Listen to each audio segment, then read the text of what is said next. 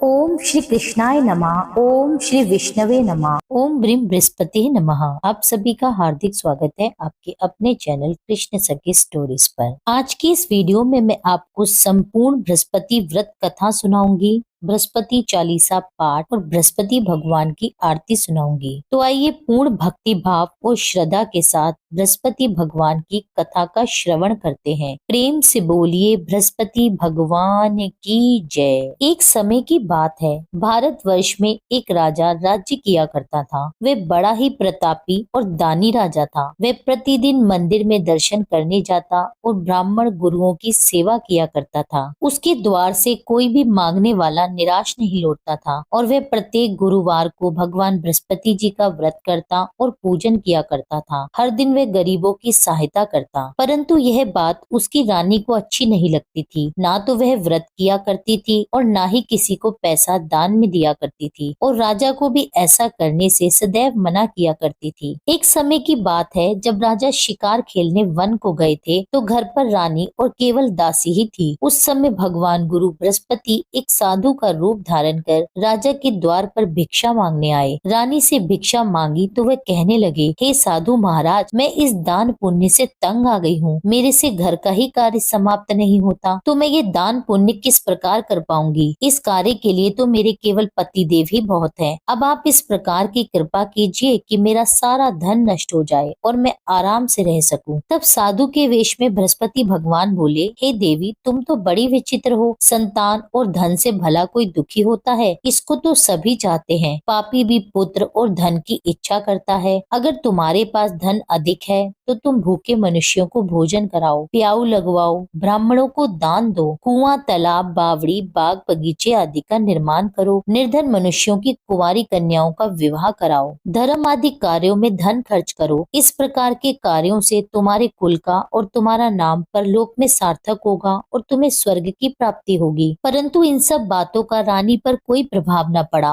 वे कहने लगी, हे साधु महाराज, मुझे ऐसे धन की आवश्यकता नहीं जिसको मैं और मनुष्यों को दूं और जिसको संभालने में मेरा सारा समय नष्ट हो जाए। साधु महाराज ने कहा, देवी, तुम्हारी ऐसी इच्छा है तो ऐसा ही होगा। मैं तुम्हें जैसा बताता हूँ तुम वैसा ही करना। बृहस्पतिवार के दिन घर को गोबर से लीपना, अपने बालों को धोना और बाल धोते समय स्नान करना, भोजन में मांस मदिरा खाना, कपड़ा धोबी के यहाँ धुलने को डालना। इस प्रकार 7 बृहस्पतिवार करने से तुम्हारा सब धन नष्ट हो जाएगा। यह कहकर वे साधु महाराज वहाँ से अंतर ध्यान हो गए। रानी ने साधु के कहने के अनुसार ही किया। 3 बृहस्पतिवार ही बीते थे कि उसकी समस्त धन संपत्ति नष्ट हो गई और भोजन के लिए दोनों समय परिवार तरसने लगा तथा सांसारिक भोगों से दुखी रहने लगा। तब वह राजा रानी से कहने लगा, हे रानी, तुम यहाँ पर रहो, मैं दूसरे देश को जाता हूँ, क्योंकि यहाँ पर मुझे सभी मनुष्य जानते हैं, इसलिए मुझे कोई कार्य नहीं देगा। देश चोरी परदेश भिक्षा बराबर है। ऐसा कहकर राजा परदेश चला गया। वहाँ जंगल में जाता, लकड़ी काट कर लाता और शहर में बेचता। इस तरह वह अपने दिन व्यतीत करने लगा। इधर राजा के बिना रानी और दासी दुखी रहने लगे। किसी दिन भोजन मिलता और किसी दिन जल पीकर ही रह जाती। एक समय रानी और दासी को 7 दिन बिना भोजन के व्यतीत हो गए तो रानी ने अपनी दासी से कहा, दासी, यहाँ पास के ही नगर में मेरी बहन रहती है, वह बड़ी धनवान है, तू उसके पास जा और वहाँ से 5 सेर भेजर मांग कर ला, जिससे कुछ समय के लिए हमारा गुजारा हो जाएगा। इस प्रकार रानी की आज्ञा मानकर दासी रानी की बहन के पास गई। उस समय रानी की बहन पूजन कर रही थी, क्योंकि उस रोज बृहस्पतिवार का दिन था। जब दासी ने रानी की बहन को देखा तब उससे बोली, हे रानी, मुझे तुम्हारी बहन ने भेजा है, मुझे 5 सेर भेजर दे दो। इस प्रकार दासी ने कई बार कहा, परंतु रानी ने कोई उत्तर नहीं दिया, क्योंकि उस समय वह बृहस्पतिवार की कथा सुन रही थी। इस प्रकार जब दासी को किसी भी प्रकार का कोई उत्तर नहीं मिला तो वह बहुत दुखी हो गई और दुखी मन से रानी के पास लौट आई और कहने लगी, रानी, आपकी बहन तो बहुत धनी है, परंतु वे छोटे लोगों से बात नहीं करती। मैंने उन्हें कई बार कहा तो उन्होंने कोई उत्तर नहीं दिया, तो मैं वापस चली आई। रानी बोली, हे दासी, उसका कोई दोष नहीं है। जब बुरे दिन आते हैं तब कोई सहारा नहीं देता। अच्छे बुरे का पता विपत्ति में ही लगता है। जो ईश्वर की इच्छा होगी वही होगा, यह सब हमारे भाग्य का दोष है। इधर उस रानी की बहन ने सोचा कि मेरी बहन की दासी आई थी, किंतु मैं तो उससे कुछ बोली नहीं, इससे तो वह बहुत दुखी हुई होगी। यह सोच कथा को सुन और विष्णु भगवान का पूजन समाप्त कर वह रानी अपनी बहन के घर चल दी और आकर अपनी बहन से कहने लगी, हे बहन, मैं बृहस्पतिवार का व्रत कर रही थी। जब तुम्हारी दासी आई थी तब मैं कथा सुन रही थी, और जब कथा सुनते हैं तब ना तो उठते हैं और ना ही बोलते हैं, इसलिए मैं नहीं बोली। कहो दासी क्यों आई थी? रानी बोली, हे बहन, हमारे घर अनाज नहीं था, वैसे तुमसे कोई बात कहाँ छिपी है, इस कारण मैंने दासी को तुमसे 5 सेर भेजर मांगने के लिए भेजा था। रानी की बहन बोली, बृहस्पति भगवान सबकी मनोकामना पूर्ण करते हैं, देखो शायद तुम्हारे घर में अनाज रखा हो। इस प्रकार का वचन जब रानी ने सुना तो घर के अंदर गई और वहाँ उसे एक घड़ा भेजर का भरा मिल गया। तब वे रानी और बांदी बहुत खुश हुई। दासी कहने लगी, हे रानी, देखो वैसे हमको जब भोजन नहीं मिलता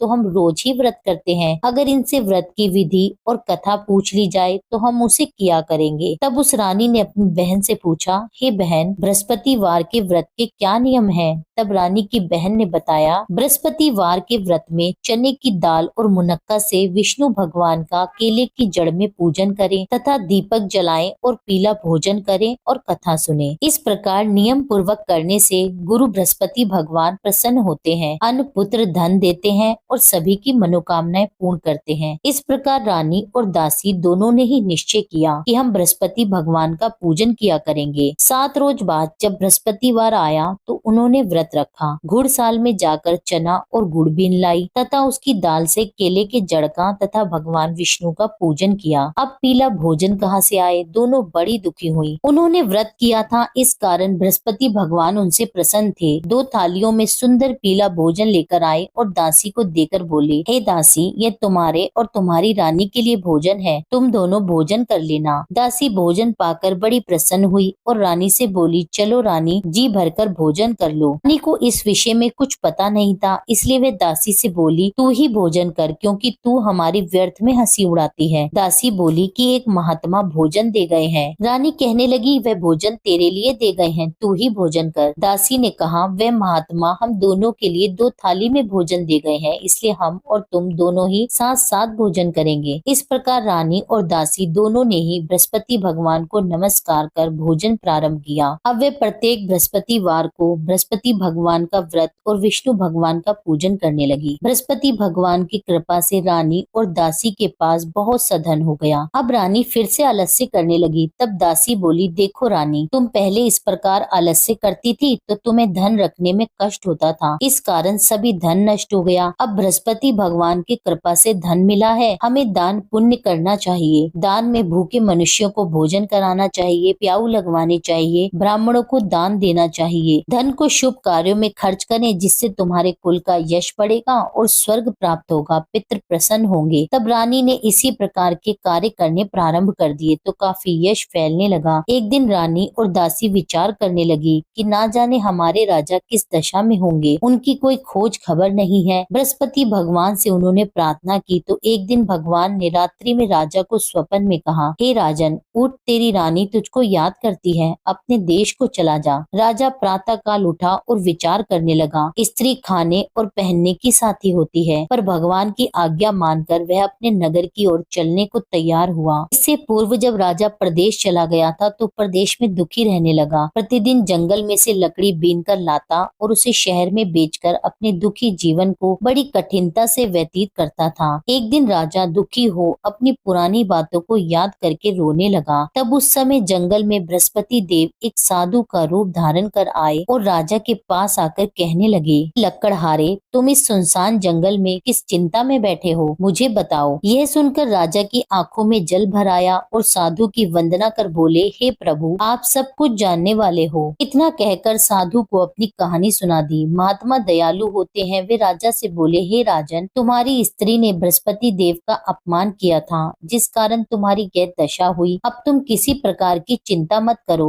भगवान तुम्हें पहले से भी अधिक धन देंगे। देखो तुम्हारी स्त्री ने बृहस्पतिवार का व्रत प्रारंभ कर दिया है और तुम मेरा कहना मानकर बृहस्पतिवार का व्रत करके चने की दाल और गुड़ को जल के लोटे में डालकर केले का पूजन करो, कथा कहो और सुनो। भगवान तुम्हारी सारी मनोकामनाओं को पूर्ण करेंगे। साधु को प्रसन्न देखकर राजा बोला, हे प्रभु, मुझे लकड़ी बेचकर इतना पैसा नहीं मिलता जिससे भोजन करने के उपरांत कुछ बचा सकूं। मैंने रात्रि में अपनी रानी को व्याकुल देखा है। मेरे पास कुछ नहीं है जिससे उसकी खोज खबर मंगा सकूं। फिर मैं बृहस्पति देव की कौन सी कथा कहूँ, यह भी मुझको पता नहीं है। साधु ने कहा, हे राजन, तुम किसी बात की चिंता मत करो। बृहस्पतिवार के दिन रोजाना की तरह लकड़ियां लेकर शहर को जाओ। तुमको रोज से दुगना धन प्राप्त होगा, जिससे तुम भली भांति भोजन कर लोगे और बृहस्पति भगवान के पूजन की सामग्री भी आ जाएगी। साधु बोले, बृहस्पति भगवान की कथा इस प्रकार है। प्राचीन काल में एक ब्राह्मण था। वह बहुत ही निर्धन था। उसके कोई संतान नहीं थी। वह नित्य नियम से पूजा पाठ करता, परंतु उसकी स्त्री बहुत मलिनता के साथ रहती थी। वह ना तो स्नान करती और ना ही किसी देवता का पूजन करती। प्रातः काल उठते ही सबसे पहले भोजन करती, बाद में कोई अन्य कार्य करती थी। इससे ब्राह्मण देवता बड़े दुखी थे। बेचारे बहुत कुछ कहते थे, किंतु उसका कोई परिणाम न निकलता। भगवान की कृपा से ब्राह्मण की स्त्री के कन्या रूपी रत्न पैदा हुई और वह कन्या अपने पिता के घर में बढ़ने लगी। वह बालिका प्रातः स्नान करके भगवान विष्णु का जाप करने लगी, बृहस्पतिवार का व्रत करने लगी। अपने पूजा पाठ को समाप्त करके वह स्कूल को जाती तो अपनी मुट्ठी में जौ भरकर ले जाती और पाठशाला जाने के मार्ग में डालती जाती। वही जौ स्वर्ण के हो जाते और लौटते समय उनको बीनकर घर ले आती। एक दिन वह बालिका सूप में सोने के जौ को फटक कर साफ कर रही थी, तो उसकी माँ ने देख लिया और कहा, हे बेटी, सोने के जौ को फटकने के लिए सोने का सूप होना चाहिए। दूसरे दिन बृहस्पतिवार था। इस कन्या ने व्रत रखा और बृहस्पति भगवान से प्रार्थना करके कहने लगी, हे प्रभु, यदि मैंने आपकी पूजा सच्चे मन से की हो तो मेरे लिए सोने का सूप दे दो। बृहस्पति देव ने उसकी प्रार्थना स्वीकार कर ली। रोजाना की तरह वह कन्या जौ फैलाती हुई स्कूल को गई और जब लौटकर जौ बीन ही रही थी तो बृहस्पति देव की कृपा से रास्ते में सोने का सूप मिला। वह सोने के सूप को लेकर घर गई और उससे जौ साफ करने लगी, परंतु उसकी माँ का वही ढंग रहा। एक दिन की बात है, वह कन्या सोने के सूप से जौ साफ कर रही थी। उस समय उस शहर का राजपुत्र वहां से होकर निकला। इस कन्या के रूप और कार्य को देखकर वह मोहित हो गया और अपने घर आकर भोजन और जल त्याग कर उदास होकर लेट गया। राजा को जब इस बात का पता लगा तो वह अपने मंत्रियों के साथ अपने पुत्र के पास गए और बोले, हे पुत्र, तुम्हें किसी बात का कष्ट है? किसी ने तुम्हारा अपमान किया है क्या, या कोई और कारण है? सो कहो, मैं वही कार्य करूंगा जिससे तुम्हें प्रसन्नता हो। राजकुमार ने अपने पिता की बातें सुनी तो वह अपने पिता से कहने लगे, हे पिताजी, आपकी कृपा से मुझे किसी बात का दुख नहीं है और ना ही किसी ने मेरा अपमान किया है, परंतु मैं उस लड़की के साथ विवाह करना चाहता हूँ जो सोने के सूप में जौ साफ कर रही थी। यह सुन राजा भी आश्चर्य में पड़ गया और बोला, पुत्र, तुम इस तरह की कन्या का पता लगाओ, मैं उसके साथ तुम्हारा विवाह अवश्य करवा दूंगा। राजकुमार ने अपने पिता के वचन सुनने के पश्चात उस लड़की के घर का पता बतलाया। राजकुमार के बताए पते के अनुसार मंत्री उस लड़की के घर गए और ब्राह्मण कन्या का विवाह राजकुमार के साथ संपन्न करवाया। कन्या के घर से जाते ही पहले की भांति उस ब्राह्मण देवता के घर में गरीबी का वास हो गया। अब भोजन के लिए भी अन्न बड़ी मुश्किल से मिलता था। एक दिन दुखी होकर ब्राह्मण देवता अपनी पुत्री के पास गए। बेटी ने पिता को दुखी देखकर अपनी माँ का समाचार पूछा।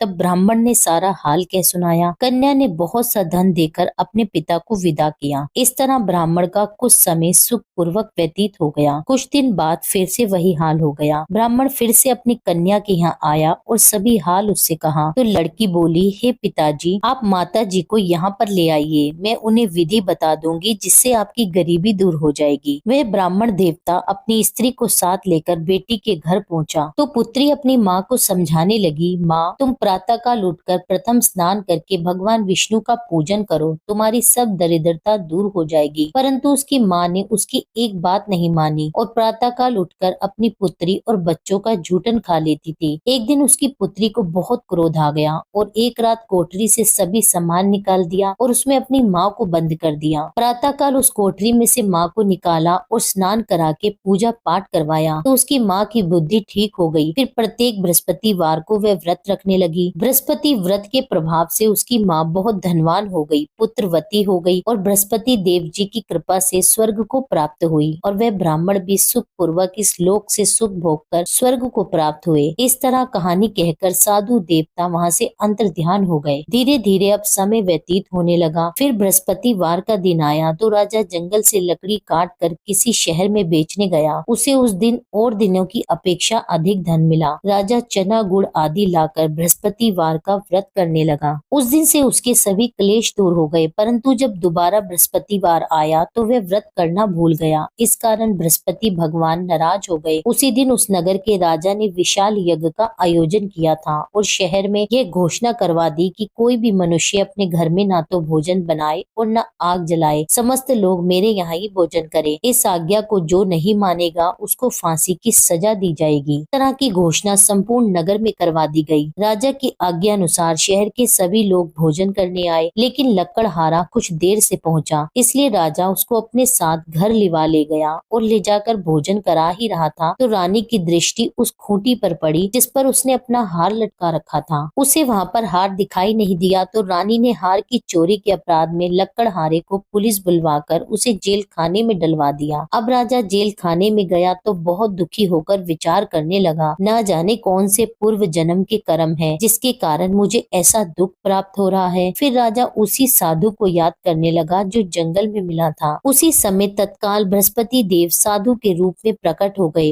और उसकी दशा को देखकर कहने लगे, अरे मूर्ख, तूने बृहस्पति देवता की कथा नहीं की, इस कारण तुझे दुख प्राप्त हुआ है। अब तू चिंता मत कर, बृहस्पतिवार के दिन जेल खाने के दरवाजे पर तुझे 4 पैसे पड़े मिलेंगे, उससे तू बृहस्पति देव की पूजा करना, तेरे सभी कष्ट दूर हो जाएंगे। बृहस्पतिवार के रोज उसे 4 पैसे पड़े मिले। राजा ने उसी पैसों की सहायता से अपना व्रत और पूजन किया। उसी रात्रि को जब राजा सो रहा था तो बृहस्पति देव ने राजा को स्वप्न में कहा, हे राजन, तुमने जिस आदमी को जेल खाने में हार की चोरी के अपराध में बंद कर रखा है वह निर्दोष है, वह राजा है, उसे छोड़ देना। रानी का हार उसी खूंटी पर लटका हुआ है, अगर तू ऐसा नहीं करेगा तो मैं तेरे राज्य को नष्ट कर दूंगा। राजा प्रातः काल उठा तो रानी का हार खूंटी पर टंगा देखकर लकड़हारे को बुलाकर उससे क्षमा मांगी तथा राजा को योग्य सुंदर वस्त्र आभूषण देकर विदा किया। भगवान बृहस्पति देव की आज्ञा अनुसार राजा अपने नगर को चल दिया। राजा जब नगर के निकट पहुंचा तो उसे बड़ा ही आश्चर्य हुआ। नगर में पहले से भी अधिक बाग,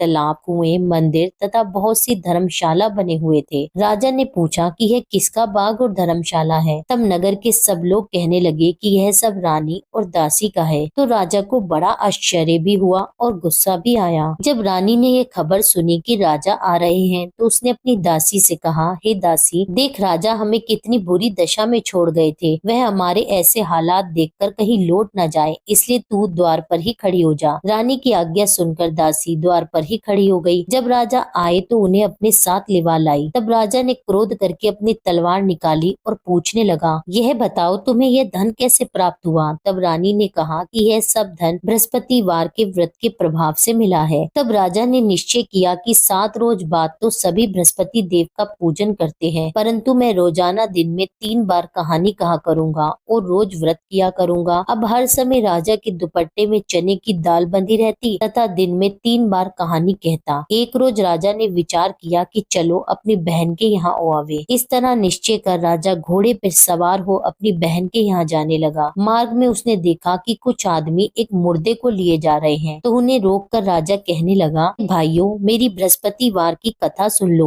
वे बोले, लो, हमारा तो आदमी मर गया है और इसको अपनी कथा की पड़ी है। परंतु कुछ आदमी बोले, अच्छा कहो, हम तुम्हारी कथा भी सुनेंगे। राजा ने दाल निकाली और जब आधी ही कथा हुई थी कि मुर्दा हिलने लगा और जब कथा समाप्त हुई तो राम राम कहकर वह मनुष्य खड़ा हो गया। आगे मार्ग में उसे एक किसान खेत में हल चलाता हुआ मिला। राजा ने उसे देखा और उससे बोला, अरे भाइयों, तुम मेरी बृहस्पतिवार की कथा सुन लो। किसान बोला, जब तक मैं तुम्हारी कथा सुनूंगा तब तक तो 4 हरिया जोत लूंगा, जा अपनी कथा किसी और को सुनाना। इस तरह राजा आगे चलने लगा। राजा के हटते ही बैल पछाड़ खाकर गिर गए तथा किसान के पेट में बहुत जोर से दर्द होने लगा। उस समय उसकी माँ रोटी लेकर आई थी। उसने जब यह देखा तो अपने पुत्र से सब हाल पूछा और बेटे ने सभी हाल अपनी माँ से कह दिया। तो बुढ़िया दौड़ी दौड़ी राजा के पास गई और उससे बोली, मैं तेरी कथा सुनूंगी, तू अपनी कथा मेरे खेत पे चलकर कहना। राजा ने बुढ़िया के खेत पर जाकर कथा कही, जिसके सुनते ही वे बैल खड़े हो गए और किसान के पेट का दर्द भी बंद हो गया। राजा जब अपनी बहन के घर पहुंच गया, बहन ने भाई की खूब मेहमानी की। दूसरे रोज प्रातःकाल राजा जगा तो वह देखने लगा कि सब लोग भोजन कर रहे हैं। राजा ने अपनी बहन से कहा कि कोई ऐसा मनुष्य है जिसने भोजन नहीं किया हो और मेरी बृहस्पतिवार की कथा सुन ले। बहन बोली, भैया यह देश ऐसा ही है, पहले यहाँ लोग भोजन करते हैं, बाद में अन्य कोई कार्य करते हैं। अगर कोई पड़ोस में हो तो देखाऊं। वह ऐसा कहकर देखने चली गई, परंतु उसे कोई भी ऐसा व्यक्ति नहीं मिला जिसने भोजन न किया हो। अंत में वह एक कुम्हार के घर गई, जिसका लड़का बहुत बीमार था। उसे पता लगा कि उनके यहाँ 3 रोज से किसी ने भोजन नहीं किया है। रानी ने कुम्हार से कहा कि वह उसके भाई की कथा सुन ले। कुम्हार तैयार हो गया। राजा ने जाकर बृहस्पतिवार की कथा कही, जिसको सुनकर उसका लड़का ठीक हो गया। अब तो राजा की प्रशंसा होने लगी। एक दिन राजा ने अपनी बहन से कहा, बहन हम अपने घर को जाएंगे, तुम भी तैयार हो जाओ। राजा की बहन ने अपनी सास से कही तो सास बोली, हाँ चली जा, परंतु अपने लड़कों को मत ले जाना, क्योंकि तेरे भाई के यहाँ कोई औलाद नहीं है। बहन ने अपने भाई से कहा, हे भैया मैं तो चलूंगी मगर कोई बालक नहीं आएगा। राजा बोला, जब कोई बालक नहीं चलेगा तब तुम क्या करोगी? बड़े दुखी मन से राजा अपने नगर को लौट आया। राजा ने अपनी रानी से कहा, हम निर्वंशी राजा हैं, हमारा मुंह देखने का धर्म नहीं है और कुछ भोजन आदि भी नहीं किया। रानी बोली, हे नाथ, जब बृहस्पति देव ने हमें सब कुछ दिया है तो संतान भी अवश्य देंगे। उसी रात बृहस्पति देव ने राजा को स्वप्न में कहा, हे राजन उठ, सभी सोच को त्याग दे, तेरी रानी गर्भ से है। यह बात सुनकर राजा बहुत खुश हुआ। 9वें महीने में रानी ने एक सुंदर पुत्र को जन्म दिया। तब राजा बोला, हे रानी, स्त्री बिना भोजन के रह सकती है, बिना कहे नहीं रह सकती। जब मेरी बहन आवे तो मुझसे कुछ मत कहना। रानी ने सुनकर हाँ कर दिया। जब राजा की बहन ने शुभ समाचार सुना तो वह बहुत खुश हुई और बधाई लेकर अपने भाई के घर आई। तब रानी ने कहा, घोड़ा चढ़कर तो नहीं आई, गधा चढ़ी आई। राजा की बहन बोली, भाभी मैं इस प्रकार ना कहती तो तुम्हें औलाद कैसे मिलती? बृहस्पति देव ऐसे ही हैं, जिसकी जैसी मन में कामनाएं हैं सभी को पूर्ण करते हैं। जो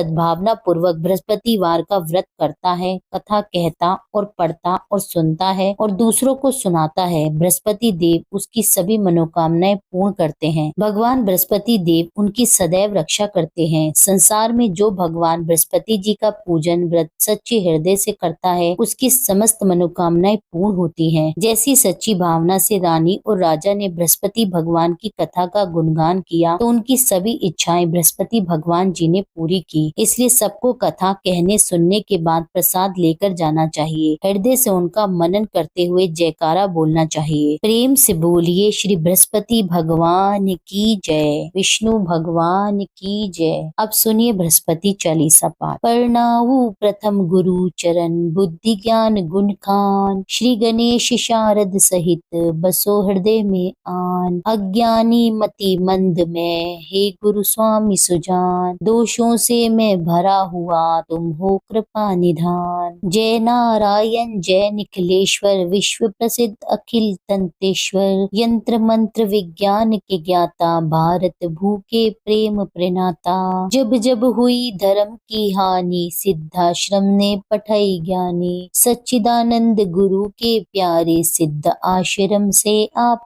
पधारे। उच्च कोटि के ऋषि मुनि स्वेच्छा, ओए करन धर्म की रक्षा। अब की बार आपकी बारी, त्राहि त्राहि है धरा पुकारी। मरुंधर प्रांत खरंटिया ग्रामा, मुल्तान चंद पिता कर नामा। शेष शाही सपने में आए, माता को दर्शन दिखलाए। रूपा देवी मातु अति धार्मिक, जन्म भयो शुभ 21 तारीख। जन्म दिवस तिथि शुभ, साधक की पूजा करते आराधक की। जन्म वृतंत सुनाए नवीना, मंत्र नारायण नाम करि दीना। नाम नारायण भव भय हारी, सिद्ध योगी मानव तन धारी। ऋषिवर ब्रह्म तेज से उर्जित, आत्म स्वरूप गुरु गौरवंतित। एक बार संग सखा भवन में, करी स्नान लगे चिंतन में। चिंतन करत समाधि लगाई, सुध बुद्धहीन भय अनुरागी। पूर्ण करी संसार की रीति, शंकर जैसे बने गृहस्थी। अद्भुत संगम प्रभु मा माया का अवलोकन है विधि छाया का। युग युग से भव बंधन रीति, जहाँ नारायण वाही भगवती। सांसारिक मन हुए अति गलानी, तब हिमगिरी गमन की ठानी। 18 वर्ष हिमालय घूमे, सर्व सिद्धिया गुरु पग चूमे। त्याग अटल सिद्धाश्रम आसन, कर्म भूमि आए नारायण। धरा गगन ब्राह्मण में गूंजी, जय गुरुदेव साधना पूंजी। धर्म धर्म हित शिविर पुरोधा, कर्म क्षेत्र के अतुलित योधा। हृदय विशाल शास्त्र भंडारा, भारत का भौतिक उजियारा। 156 ग्रंथ रचयिता, सीधी साधक विश्व विजेता। प्रिय लेखक प्रिय गूढ़ प्रवक्ता, भूत भविष्य के आप विधाता। आयुर्वेद ज्योतिषी के सागर, षोडश कला युक्त परमेश्वर। रतन पार की विघ्न हरंता, सन्यासी अन्यतम संता। अद्भुत चमत्कार दिखलाया, पारद का शिवलिंग बनाया। वेद पुराण शास्त्र सब ज्ञाते, पारेश्वर दुर्लभ कहलाते। पूजा कर नित्य ध्यान लगावे, जो नर सिद्धाश्रम में जावे। चारों वेद कंठ में धारे, पूजनीय जन जन के प्यारे। चिंतन करत मंत्र जब गाए, विश्वामित्र वशिष्ठ बुलाए। मंत्र नमो नारायण साचा, ध्यानत भागत भूत पिचाशा। प्रात कल करहि निखिलायन, मन प्रसन्न नित तेजस्वी तन। निर्मल मन से जो भी ध्यावे, रिद्धि सिद्धि सुख संपत्ति पावे। पथ करहि नित जो चालीसा, शांति प्रदान करहि योगी सा। अष्टोत्तर शत पाठ करत जो, सर्व सिद्धिया पावत जन सो। श्री गुरु चरण की धारा, सिद्ध आश्रम साधक परिवारा। जय जय जय आनंद के स्वामी, बारंबार नमामि नमामि। श्री बृहस्पति भगवान की आरती। जय बृहस्पति देवा, ओम जय बृहस्पति देवा। छिन छिन भोग लगाऊं, कदली फल मेवा। ओम जय बृहस्पति देवा, तुम पूर्ण परमात्मा, तुम अंतर्यामी। जगत पिता जगदीश्वर, तुम सबके स्वामी। ओम जय बृहस्पति देवा, चरना अमृत निज निर्मल, सब पातक हरता। सकल मनोरथ दायक, कृपा करो भरता। ओम जय बृहस्पति देवा, तन मन धन अर्पण कर, जो जन शरण पड़े। प्रभु प्रकट तब हो कर, आकर द्वार खड़े। ओम जय बृहस्पति देवा, दीन दयाल दयानिधि, भक्तन हितकारी। पाप दोष सब हरता, भव बंधन हारी। ओम जय बृहस्पति देवा, सकल मनोरथ दायक, सब संशय तारी। विष विकार मिटाओ, संतन सुखकारी। ओम जय बृहस्पति देवा, जो कोई आरती तेरी प्रेम सहित गावे। जेठानन आनंद कर, सो निश्चय पावे। ओम जय बृहस्पति देवा, जय बृहस्पति देवा। स्वामी जय बृहस्पति देवा, छिन छिन भोग लगाऊं, कदली फल मेवा। ओम जय बृहस्पति देवा। आशा करती हूँ यह वीडियो आपको पसंद आई होगी। कथा आपको पसंद आई हो, वीडियो अच्छी लगी हो तो वीडियो को लाइक जरूर करें, वीडियो पर कमेंट करें, भगवान बृहस्पति देव की जय लिखिए। और जिन भी लोगों ने अभी तक मेरे चैनल को सब्सक्राइब ना किया हो, उनसे मेरा अनुरोध है कि चैनल को सब्सक्राइब कर लें। मिलती हूँ आपसे एक अगली वीडियो में, जब तक के लिए जय श्री राधे।